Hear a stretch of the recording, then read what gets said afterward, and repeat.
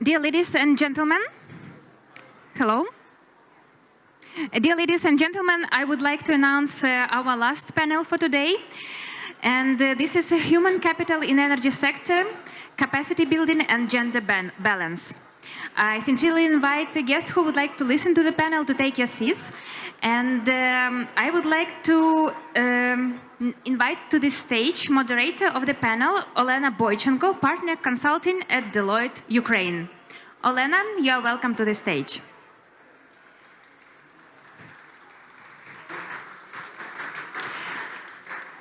Among the speakers, I would like to invite Marko Stermsek, Principal Economist, Gender and Economic Inclusion, European Bank for Reconstruction and Development. Kara Weiman, Program Integration Director, USAID Energy Security Project. Robert Kirchner, Berlin Economics Team Leader of the Low Carbon Ukraine Project. Alexander Kondrat, Vice Rector of the Ivano-Frankivsk National Technical University of Oil and Gas. Lyudmila Yeropkina, HR Director, Ukrenergo. Vitaly Oprishko, a PhD in Power Engineering, Senior Trade Advisor of Energy Sector, Civil Nuclear at the Department of Business and Trade, British Embassy, Kiev.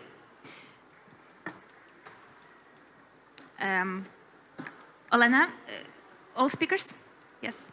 Yes, Great, thank you very much. Have a good and fruitful discussion. Thank you very much. Okay, colleagues, we, as it was just mentioned, we have the last panel, but I personally believe it's one of the most important panel discussions today because it will be devoted to human capital topic, human capital and the role of this factor in ensuring resilience of energy sector of Ukraine and transforming energy sector of Ukraine. Today, we are going to have, I do hope, fruitful discussion because I'm honored to have in our panel representatives of major stakeholders which participate in the energy transformation projects in Ukraine. So here we have representative of the government of Ukraine who will be presenting some, we will make some short presentation. We have representatives of Ukrainian businesses who are struggling every day, surviving every day and developing every day. We have representatives of Ukrainian academia who are ensuring that Ukraine receives new talents in energy sector. And we have representatives of expert community and donors who are, together with Ukraine, help to save its energy sector and ensure its transformation. Colleagues, so will we have speech from Mr. Deputy Minister of Energy? Sorry, colleagues, I will check, I'm not sure. Yes. Mm-hmm.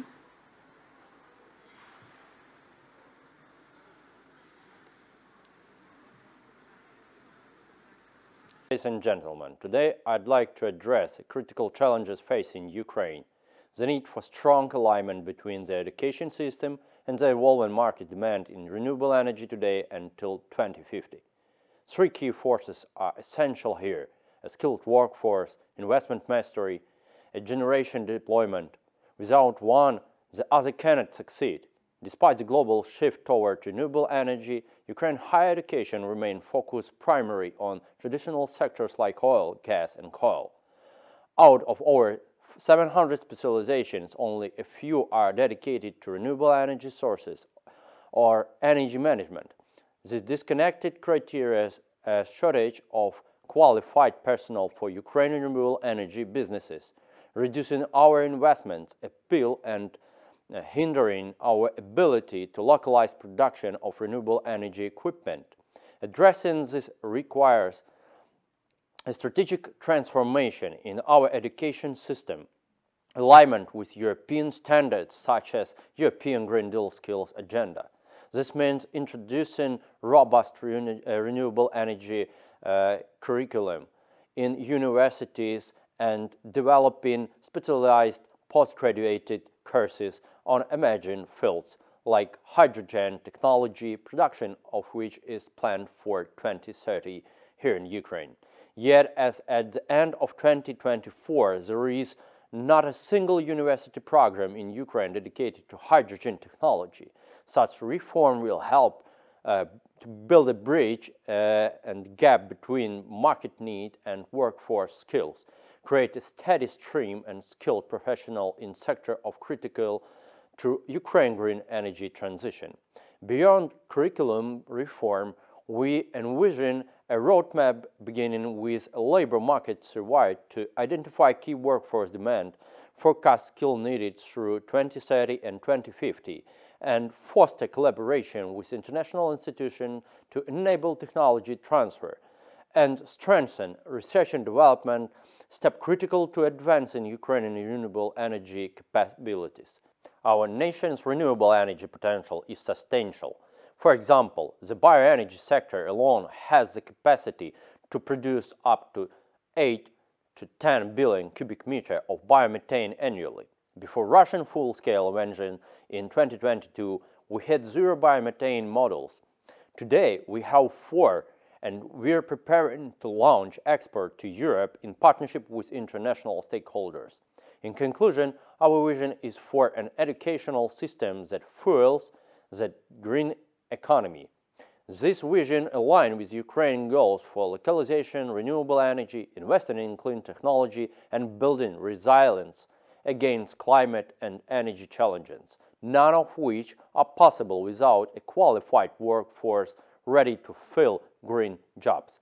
Together, we can build a sustainable future that reflects both European standards and our national priorities. Thank you. Colleagues, I think that it's the right time to make our discussion so much interesting that we have enough audience to discuss this important topic. In order to start the discussion, I will share with you very quick results of the survey which we just made for the past 2 weeks among 16 energy companies in Ukraine, different private and state-owned, and among more than 150 local communities, local governments, which are also involved into cooperation with, which are interested as recipients of assistance, and they are participants of transformation of energy sector as well. I want to share this result just to make a basis for our discussion, because we will see what is actually status quo, how our society, how our professional society considers there's skills shortages. Is it really a problem? According to our analysis, we see that, of course, if we speak about transformation of energy sector, such factors as security threats, of course, it's the most important and the most dangerous one. But at the same time, shortage of skilled employees seem to be third important in the sense that it is vital for transformation of the sector and requires special attention according to business and according to local governments. Speaking about key causes of staff shortage in energy sector, I think there are no surprises for us, but still the numbers are quite shocking to some extent. Of course, for the majority of our participants, especially business participants, 75% say that impact of conscription is unfortunately very negative for energy sector, because it's mostly male populated, right? General demographic situation in Ukraine also negatively impacts the inflow of new talents, and interestingly, mismatch of educational programs with industry needs, which are changing and have changed significantly for the past years, and low attractiveness of the industry as a general group of employers, also considered to be a negative factor. What skills are lacking? Interestingly, it was interesting to compare the position of business and the view of local governments. We see that in both cases, the lack of specialized technical knowledge, and we are speaking mostly about engineering professions, is the common problem everywhere. Significant amount of employers are saying that we are lacking such specialists. However, it's not the only problematic area. Project management skills, financial planning and investment attraction skills and knowledge management skills are also considered to be quite deficit for both businesses and especially for subnational governments. Speaking about strategies that the mentioned respondent are choosing for themselves to cover this shortage, we see that respondents are trying to attract new talents to the labor force, which are not participating now in labor supply. engaging younger people, young students, for example, or engaging older people into the labor market. Businesses are focusing on training current employees, and they are doing a really great job, and we will discuss examples today. Businesses are also trying to hire specialists from adjacent industries or from competitors. Surprisingly, still being male-dominated industry, we see that businesses are not considering, or maybe not always are able to consider attracting female employees, retrain female employees, so that to have this additional source of talents for their businesses. If we speak about, again, most effective human capital strategies according to the businesses over the next 5 years. So how businesses, bearing in mind current very difficult situation, how they believe, what are the strategies which will be successful.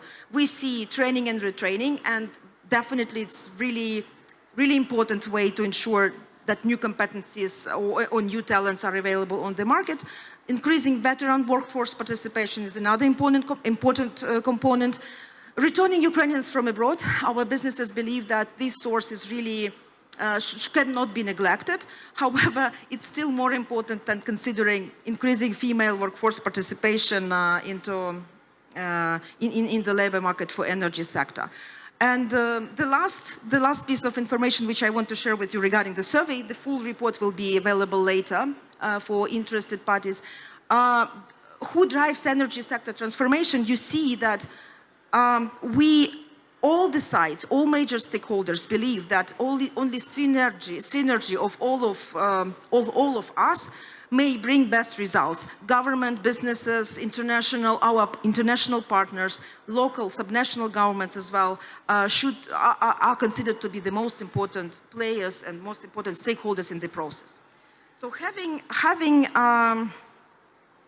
discussed these statistics as a basis for our discussion, I would like to start my first questions, to refer my questions to Lyudmila Yeropkina. Lyudmila is HR director of Ukrenergo, and I'm sure that Ukrainians know Ukrenergo very well, because Ukrenergo is the very big Ukrainian high voltage electricity distribution company. Lyudmila is, this company has been, facilities of this company has been targeted more than 1,500 times. Some substations were targeted more than 30 times. And you can imagine in which circumstances employees of Ukrenergo are working. But still, we know that Ukrenergo, first of all workers in energy sector in Ukraine are heroes, and employers are also heroes as well, because they are trying to create very, resilient strategies to ensure that their labor force, that their workforce is still available, is still resilient and engaged. So my question to you, Lyudmila, is what strategies have you chosen for Ukrenergo, and what are the examples of projects that you launched in order to ensure that you have this pipeline of talents for your business? Thank you very much, Elena, for these questions. Yes, it's a challenging time, actually, for all Ukrainian companies and for energy sector in particular. You just saw the answers of the participants of your questionnaire, and we also see that the answers there reflects our situation. So in case we are talking about retention and attraction strategies, definitely we are putting focus also on veteran activities, which was #1 point at your study. So it started with a natural desire to support our mobilized employees as a full-scale war started. And management took the opportunity to talk and have in-depth conversation with first demobilizing employees to understand their needs and how the company can best support them. So this is how we started launching our internal program, which is called RASM, or if to translate it to English, it will be Together program. So it consists right now of 4 core components. First one is financial, because we continued paying salaries to our mobilized employees and also to their families in case of employee captivity, or unfortunately if the employee was declared missing. Also, we provide one-time payment upon mobilization and after 6 months of service for all those who joined Ukrainian armed forces. Also, we cover 21 extra paid vacation days for our demobilized employees. As to second component of our program, we actually have medical support. It's extensive, specially designed medical insurance for veterans, which covers full rehabilitation and also extensive dental care package. And finally, this year, we introduced psychological and legal services support, as we saw that there was a need at our veterans to receive such support from the employer. But as we develop our internal program for our mobilized and demobilized employees, we simultaneously continue thinking of the future challenges ahead and how we can better be prepared for them.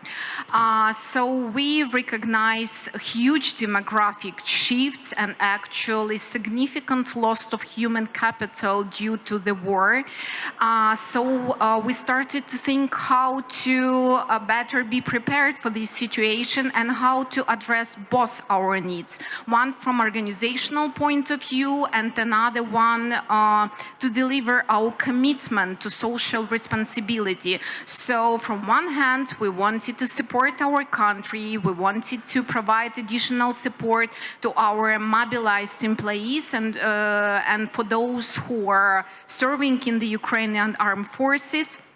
And from another point of view, we want to be employer of choice for veterans, especially considering the anticipated return of 1 million of veterans. This is why in April this year, we launched a comprehensive reskilling program, which aims already external audience. We target external veterans and their family members, and we propose to obtain the basic blue energy colored profession from the scratch. This internship is fully paid by our company. It includes accommodations, meals, training activities, well-being activities, and apart from it, all the participants of this program can enjoy actually permanent benefits our employees enjoy. So this is how we approach this program, and upon successful completion, the candidates can join our company on the permanent basis. It was just one example how we work in terms of attraction, retention of new talent to join our organization. Thank you. Ludmila, thank you very much. As you see, colleagues, on the one hand, there are examples of quite widespread HR practices which are used not like in normal situations, so to say. But you've just heard about quite unique practices focused on veterans, focused on like even structuring internship in the time of war is a challenge itself, right? So your examples are really, really astonishing, I would say. My next question will be to Marco. Marco, you are leading, in EBRD, you are leading development and a lot of projects which are focusing on human capital, right? And you are also working in Ukraine on the projects. So my question would be, what is the role of human capital in the projects that you are launching here or realizing here? And what are your priorities as you see them for Ukraine? Yes, indeed. So EBRD is really one of the leading multilateral development banks in Ukraine, and the energy sector is one of the key components of our work. So we really step in to provide that financing for the reconstruction, for the growth, and for the over time green economy transition of the energy sector in Ukraine. as one of the key partners there. And this enables us, I would say, to engage directly with a number of employers across the country, both in the energy and other sectors, and really to understand in an intimate way what their priorities are, what their needs are, and to structure support programs to address these needs. And here, from the beginning of the war, human capital came out as one of the critical components.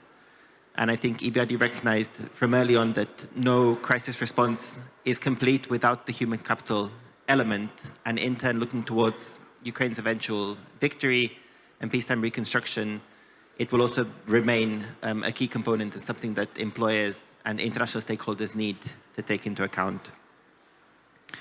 So we were able to build a very structured program of support for our client companies, working closely with stakeholders on the ground, with government parties, in three main areas. One is a focus on recruitment and reintegration. Here, the focus on veterans, on retraining women, on attracting sort of new target groups, underserved target groups into the labor market, whether they are very young, very old, whether they are returnees from abroad, or even international migrants. This has been one of the key components of our work, and here we've had a lot of success with a number of our energy sector clients. The second big component is on skills development. Of course, as we know, the supply of skills is very limited. There is not only the shortage of personnel, but there's also greater demand and competition between employers for them. And this is something, of course, that the training partners and the whole labor market needs to factor in for. And finally, we work very closely on human resources crisis management, helping client companies to adapt their HR policies and practices to the new realities. And here we work on things like succession planning, on the redevelopment of compensation and benefit systems, and other such sort of crisis response measures to really make sure that the systems that client companies have in place match the new labor market realities. And here, likewise, we're very proud to work with Ukrenergo on precisely this type of engagement. So as we all know, for the labor market in Ukraine, these are very, very difficult times. But what particularly gives me hope is the dynamism and the innovation we see coming precisely from employers in finding solutions to the problems that they have and in really building systems that work. And I would say that this comes from two different angles. One is around the supply of skills. We see a lot of activity in designing new training partnerships, new training programs with inputs from locally, from abroad, and likewise investing in inclusive education approaches that will not only reach the traditional type of worker that maybe clients have relied on for decades, but also bringing new types of workers in, making those training programs attractive for them. And secondly, on the demand side, we see a lot of interest in client companies changing the way that they work and the way that that then translates into skills needs, also changing. And this, I think, those two components are really part of any successful response in this area. EBRD is very proud to support this work, and we really look forward to working closely with all of our partners and remaining really closely plugged into this topic, both now for the remainder of the war and looking forward to the eventual reconstruction. Marcos, thank you. Thank you very much. I just have one question about inclusiveness agenda. We just seen that still Ukrainian businesses and Ukrainian subnational authorities who are working with businesses as well, they still do not consider that participation of female workers in the energy labor force is still not that popular measure, at least in minds of our respondents. From your experience working on other markets, not in Ukraine, do you think Ukraine has a chance, and how much time may it take for Ukraine to get accustomed to the fact that most probably energy sector will need to learn how to employ female employees, how to retrain them, and to attract to the industry? Yes, I think this is really one of the key components that needs to be factored in. The energy sector traditionally, I think not only in Ukraine, but also has been traditionally male-dominated. And I think the key to attracting women will not only rely on being able to train and develop the adequate skills, but also addressing other types of needs, for example, certain gender-based violence or bullying risks that might exist in the workplace, really building concrete systems to address those. And then looking at the care economy aspect. As we know, women tend to take on the majority of care responsibilities. And I think unlocking this type of component can also be quite an effective way of bringing more women into the workforce and giving them those livelihood opportunities in the new labor market of Ukraine. Thank you very much. And another interesting point, which really I think important in your approach as organization, is that you are looking not only on capabilities development, but you're also thinking about infrastructure, like HR function, which should function properly, so that all these systems are working, all these like stakeholders are like integrating, engaged, and you have results. So this is amazing. Thank you very much. Thank you. Now I want to ask question to Vitaly. Vitaly, you are representing British Embassy, but at the same time, not long time ago, you were working, you were representative of civil society, and I know that you, with your team, you conducted interesting survey again on deficit skills in energy sector and how this information may be useful for universities in order to align needs of businesses, expectations of students, and capabilities of universities in Ukraine. So my question would be if you can share a little bit more information about the survey and insights that you get from that survey and how these results have already been implemented. Thank you. Yeah, hello everyone. So first of all, I'm very thankful that you came to this last but definitely not least in terms of the impact panel discussion. And I want to emphasize that the human capital shortage in an energy sector is a global issue. So it's not related only to Ukraine. Almost all countries experience shortage in terms of new professionals in the new energy segment that are opening. And according to the World Energy Employment Report from International Energy Agency, the employment in energy sector reached 67 million, and more than 35 million is under the green energy sector. And also the fact highlighted in the report is that the half of the growth starting from 2019 is devoted only to 5 sectors: solar PV, wind, batteries and EV transport, critical minerals mining, and heat pumps. So basically, they are responsible for the growth of the human capital market. On the previous panel, Magdalena Lipkowska from Bloom Consulting, she mentioned that the education is a driver to implement new solutions when people understand how to use the battery energy storage or some special financial mechanisms to empower green energy transition. And one of the proposed topics of the today's discussion was also the cooperation between the government, the private sector, and educational institutions. And regarding this, I want to mention a research that I was leading and which was supported by the UK government. And this research was devoted to the energy sector workforce needs assessment. And research was based on a survey where 78 representatives, mainly from the big companies, more than 250 persons. It's about a half, but also included like middle-sized, small enterprises, medium enterprises, micro enterprises, and etc. And the first question that opened in this survey was, do you think there is a crisis of specialists in the energy sector? And the Ukrainian energy companies, 97% answered yes, we feel this. And after this, we were asking about which sector are most important, and they mentioned that electrical engineering, heat and power engineering, and renewable energy. So basically, this, if you see on the energy mix of every country, you will follow this pattern. This also echoes with the results that Deloitte presents at the very beginning of our panel. This research was also, the next step was to present it for a public discussion, and the dedicated event this year was held by the Ukraine Energy Initiative that was also supported by UK government. And on this event, participants from the private sector, from educational and the government were working on, during the workshop, to create some kind of the roadmap that can support this private sector, educational sector cooperation. And I'm very happy that we have both representatives here, like the National Ivano-Frankivsk University and Ukrenergo, the system operator, who was also participating in these workshops. And the roadmap covers possible areas, and it's available online, so you are welcome to download it and use it in your day-to-day work. And another example that I want to highlight is the Innovate Ukraine program that's already supporting 13 green energy innovation projects in Ukraine.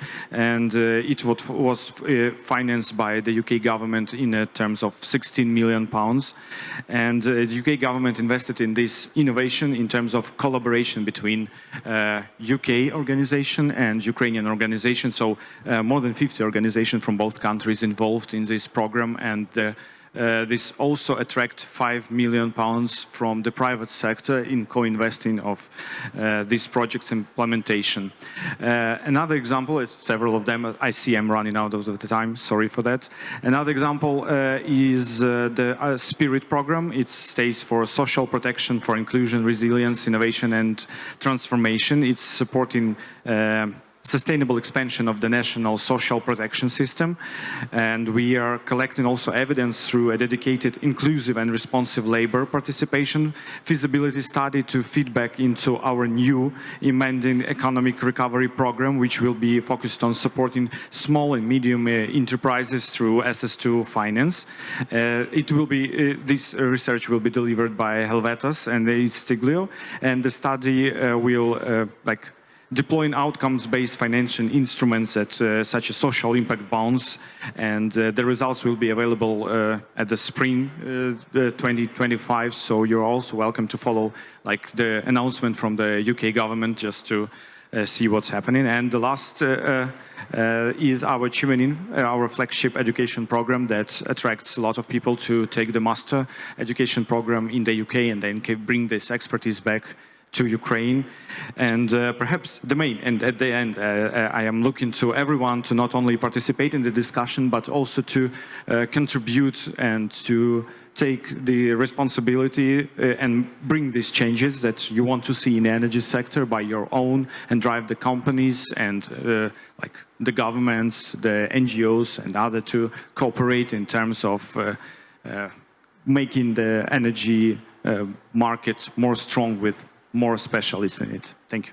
Thank you very much. This is, the survey results are really very interesting and they're very relevant. And I know that businesses and government, they are referring to them. And yeah, if you can, please read through the report. It is really insightful. And I know that as Alexander, who is representing Ivano-Frankivsk University of Oil and Gas, and Alexander is Vice Rector for Scientific Work. I know that, colleagues, for your understanding, Ivano-Frankivsk University is probably our flagman university in oil and gas. It's the very old, with very big history, which produced historically the core of our oil and gas industry specialists. And even now, after serious attacks, which were specifically targeted this university back in June this year, university continues to operate, university continues to grow. Now you have more than 8,000 students, as I understand, also international students.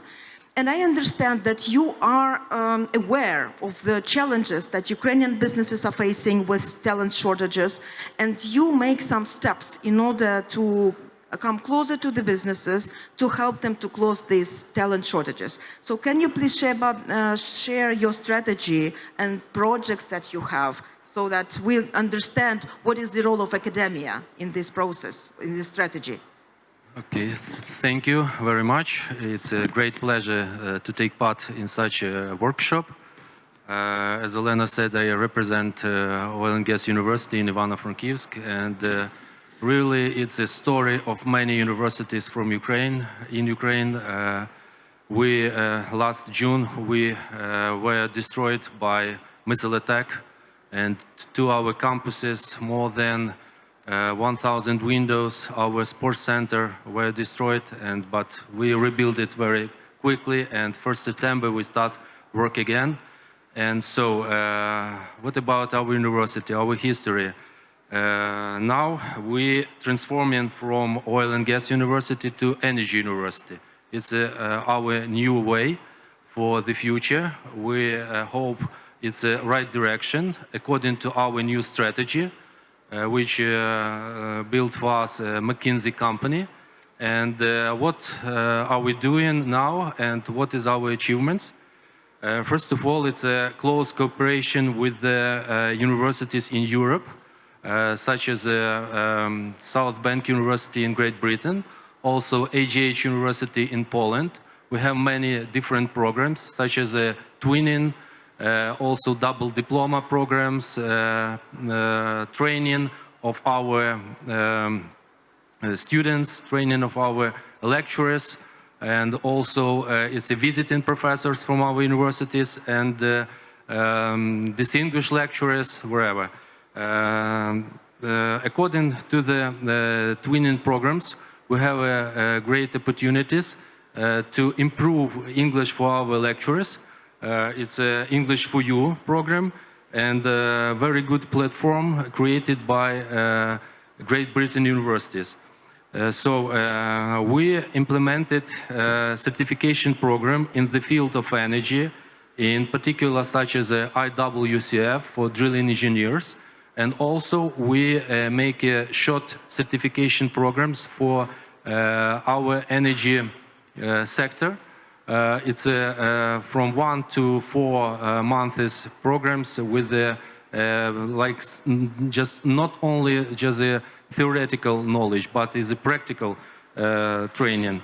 Also, it's a vocational training in blue-collar occupations from the Center for Recruiting, training and practice for such as for our students has practical aspects because they are preparing for the future job close with the industrial companies such as the UGV, Ukernafta, and many other private companies.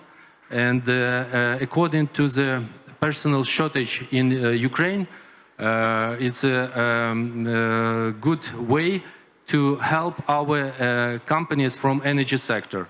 A dual form of educational that allows you combine university studies with the on-the-job training. Close ties with industry enterprises, internships, scholarships, program trainings, joint research and development. Also, we created in our university new branch. It's an Energy Academy. It's a center for training specialists to solve current problems in the energy and environmental sectors and implement innovative solutions for sustainable development.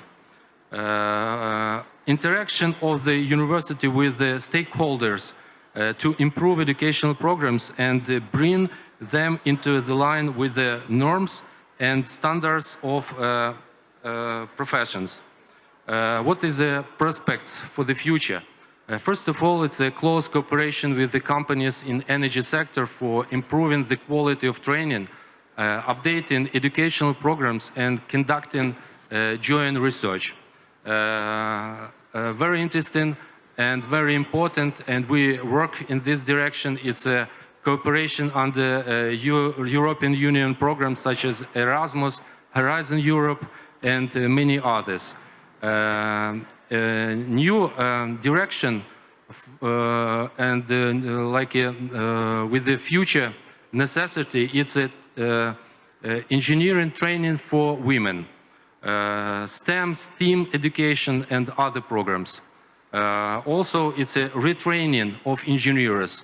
For example, many engineers with a good quality and good opportunities from transportation, gas transportation system will be involved in other programs, and they will find new, like a new side of their future. Very initiative of our university on stage granting of part-time educational system. And another one important way for our days is also expanding cooperation with the leading universities and energy companies in Europe. For nowadays, we make a project with our regional government, we try to make a transition energy project for independent our regional economic energy sector. It's first of all, it's an energy regulator, energy generation, and energy accumulation. So I think this way will be more perspective in the future. Thank you. Thank you, Alexander. I think it's like if you think that you are making such reforms and transforming your programs in the time of war, it's definitely like it's really amazing, right? Because we just can think about shortage of skills, of time, of everything in order to implement such very complex projects. What we discuss now? So we discuss now, we understand status quo, and we all agree that the situation is quite dramatic with talent shortage.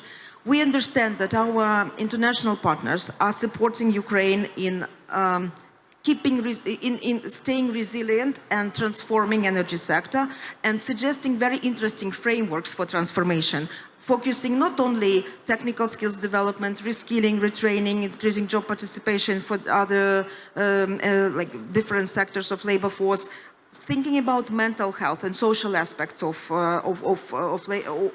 labor force, and about infrastructure, HR function to operate successfully.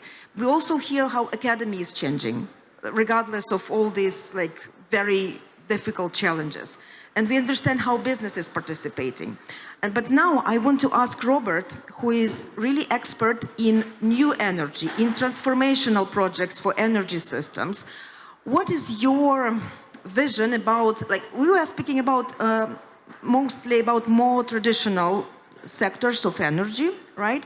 We were speaking a little bit about like transformational projects as well, but speaking about green energy, low carbon project that you are leading, what are the lessons you think Ukraine may learn from, for example, German experience or other countries' experience, which we here should take into account? Thank you. Yeah, thank you very much, Olena, for the question and also for the opportunity to be here today. First of all, I think it's good that we put human capital here in the spotlight, because usually if we talk about the green transition or the clean energy transition, we think about investment volumes. We think about billions or trillions of investment needed. We think about sources of financing, obviously. And now we realize actually more and more that you need actually people to put these investments on the ground, whether it's to install them, whether it's to operate them, whether it's to maintain them, whether it's to construct them in the first place, the equipment, right? So this is, I think, the right time now also to discuss this potential bottleneck also for the further deployment of the green transition of green techniques. Germany, you mentioned that, I would say, is indeed a kind of representative case for the global energy transition. So there are many, many common trends. I would probably highlight 4 of them. Some have been already mentioned before. So overall, we do see overall an employment expansion in the global energy system and also in Germany. Yeah, if we take everything together, between 8 and 25% is a projected growth of jobs until 2030. So we are in a very developing, booming sector. That is very important. Second, and that also relates to the topic of our panel, the gender aspect, only 15% of the employment is female. So, but still also potential, right? Also in Ukraine's context later on when we talk about that, because here I do see a special potential. The third point is, and that has been mentioned before, within the sector, we are seeing tectonic shifts from fossil, traditional fuel-based sectors to the clean sectors. And I think 2021 was the first year when employment in the green sectors overtook the employment in the traditional sectors. And this will continue, this will accelerate, right? And here we're looking at the whole employment from producing the equipment, installing it, operating it, maintaining it, skilled trades like electricians and so on, so everything taken together. And the fourth and the last point is these jobs, which are more and more green, they tend to be also higher skilled than the average job in the economy. So in the energy sector, we have on average a higher share of skilled labor than the overall economy average, which implies higher productivity, higher wages, higher salaries, and that obviously gives also incentives for people to move there, right? Because, I mean, people are not stupid. And I would say here also, because we talked about shortages, it's a twofold or a double-edged sword. I can share the pain of the employers who cannot find people. I see it also, it delays the energy transition. It sort of makes it more complicated and longer term. On the other hand, it's like a market, it's a labor market, right? It's a market like everyone else. And the market signals are there and they're important, right? Raising wages, are raising costs for the labor, but for the companies, but for people, it is an interesting signal to move there in the longer term. And whoever starts now here a job there has a very good potential for the next 20, 30 years. And this is important, right? We need to have these signals also in order to put resources in there, whether it's educational resources, or whether it's the people that, the employers that are trying to, improve their skills and move into these sectors. Germany, and here I would probably offer two perspectives, has a very good vocational education and training system overall in the economy. That's one of the backbones of our economy, and that helps in that particular green tech area sectors also to alleviate a bit the skills shortage. It contributes to it. But what I would say, what is another lesson, and that's especially relevant for Ukraine also, is to combine this support with further objectives, for instance, in the regional, in order to alleviate regional disparities. Yeah, we have the energy transition also creates losing regions, the just transition regions which are fossil-based, right? Coal or coal production, coal deployment in the coal sector, in the power sector. And here it's very important to put a spotlight on to help in these regions to reskill people, to train people, that they move from traditional sectors, be it the power sector, whatever, into new exciting green tech jobs so that they can sort of stay in the region and contribute also to social cohesion, to regional growth, so that the country itself becomes stronger and more resilient. Robert, thank you very much. It's a very interesting discussion. I think it requires separate panel, actually, about like green transition, like decarbonization. And my last question will be to Kara. Kara is representing a very big energy security project by USAID. And Kara is an expert who is implementing a lot of activities within that project. Maybe you can share with us some of the examples of the probably scalable projects focused on capacity building in energy sector in Ukraine, bearing in mind both traditional energy sector and renewables as well. Thank you. Thank you, Elena. And thanks for having me here today. Well, most time when people hear ESP or the Energy Security Project, they think about the $920 million budget that we have to provide emergency assistance to the energy sector. Prior to that, however, the project started in 2018. And since then, we have not only focused on helping Ukraine's energy sector become independent and resilient, but also focused on the human capital element to that. And we started by working with our partners in the various energy sector companies to introduce gender training, social inclusion, gender training. We've done that over the past 5 years and have worked with companies like Ukrenergo, the Ministry of Energy, Kiev Teploenergo, and the energy regulator NERC, and have trained close to 3,000 supervisors and energy workers in how having a strong female workforce is beneficial both from a financial perspective, but also for continuity and to really build the resources within this sector. I think that, as Ukraine moves into the reconstruction era, having worked with some of these organizations and laid the groundwork for the need for a robust and integrated workforce will be helpful as those jobs become more available and important.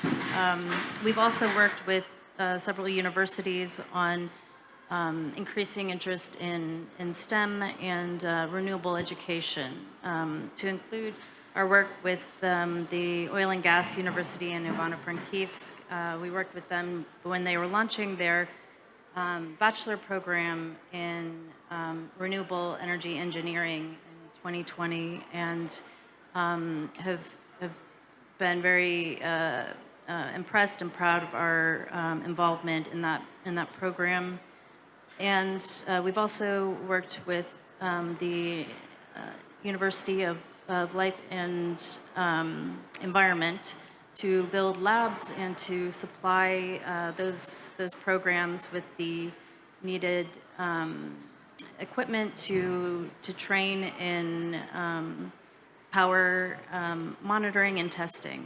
So, I think USAID's the energy security project is coming to an end, but USAID's support of the making sure that human capital is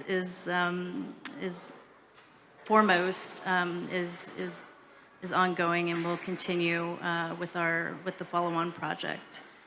We spent 2 days talking about how the energy infrastructure and energy systems will, and should be repaired and restored. And today we have a little bit of time to talk about who's going to be doing that work. And it's an important topic, and I appreciate that even though we're being chased out by the cleaners, we have a few minutes to talk about this. Thank you. Thank you very much. Yes, we are working in conditions which are not quite usual for panelists, but reflecting on what Robert says, what you, Kara, says, I think that historically energy was a key factor of human development, right? But we should always remember that engine that makes this factor moving is human capital. It's a sum of brains, of capabilities, of skills, of knowledge, of education, of motivation, of morale, of purpose, which our people bring to the system. Therefore, I agree absolutely with you, Kara. We may discuss for 2 days, for 20 days, or whatever about finance, investments, strategies, etc. But we should always remember that we need human beings, educated, trained, motivated, in order to make these strategies real. So thank you very much. And thank you very much, colleagues, for your patience and understanding. Thank you.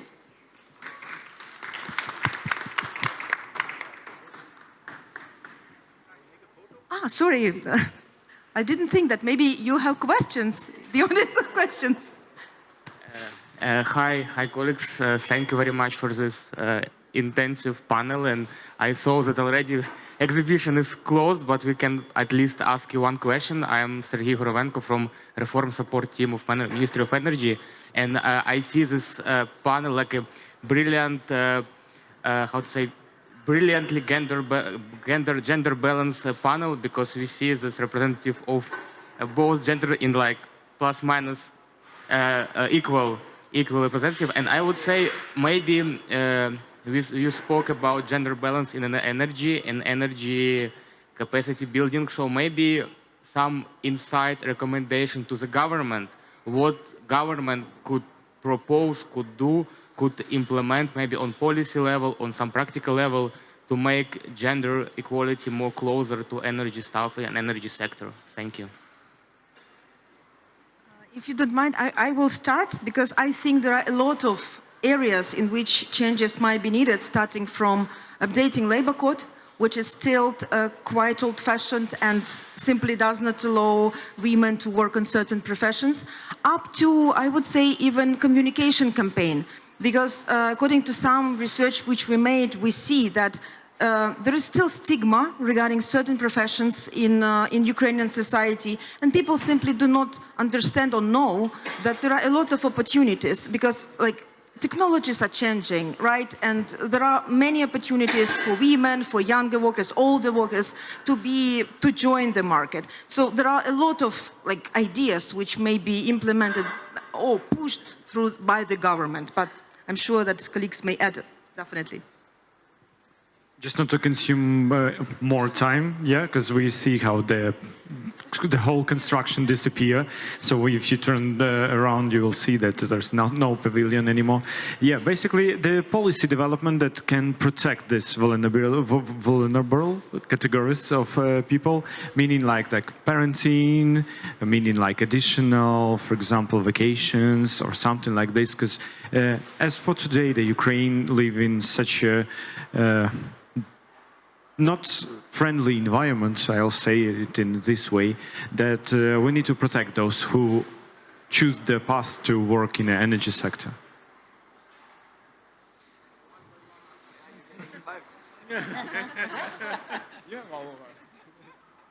I think there's many things that governments can do that are very effective, but I think one thing that particularly the literature shows is most effective in activating women, bringing them into the workforce, is investments in affordable and high-quality childcare. I think for the working age female population, this is really one barrier that no other policy can clear. And I think if this can be tackled in Ukraine, and it's important not only given the increasing number of single mothers in the country, but also the rising care burden for elderly family members, people with disabilities. Most of this is borne by women. And if I was advising the government, this is the one thing I would really underscore. I would just add that increasing advocacy for STEM in secondary schools is really important, and to sort of normalize girls in science and math study programs. So I think from especially my perspective, the international perspective, you always have this triangle: the international donor, the local partner, local education institution, and then industry. You need industry because eventually these people will work in industry, right, in companies. And what I said in the beginning on the German experience, I think it is important to combine the training and skilling with a view to have eventually employees in the increasingly green part of the energy sector, but you should combine it with other objectives. And one is, again, to raise the female participation. And there was huge potential. I mentioned the 15% globally. I don't know about the situation in Ukraine right now, but I guess it's not that, yeah, it's roughly the same level. And here, what has been said already, to provide conditions for the female staff to be able to participate in these programs, childcare and so on. So I guess if that is sort of, if there is a special focus on that, it really helps to increase the participation rate. As an educational institution, I can say that 2 last years, quantity of women in our university growth every year. Yeah, it's the first. And another one, it's a closer cooperation with the industrial companies. Motivate women to enter to the university and to choose such a specialty where traditionally wasn't so much women, such as the drilling, production, or transportation of fluid of hydrocarbons. That's only a very simple, like a recipe for this. Thank you. Thank you. I think that we shouldn't expect that the government will do all the job by themselves.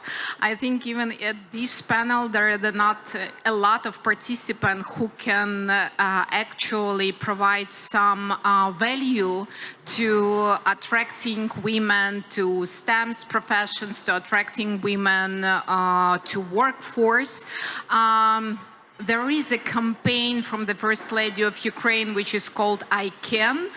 We at Ukrenergo also joined this campaign, and right now we are promoting one of the stories we have.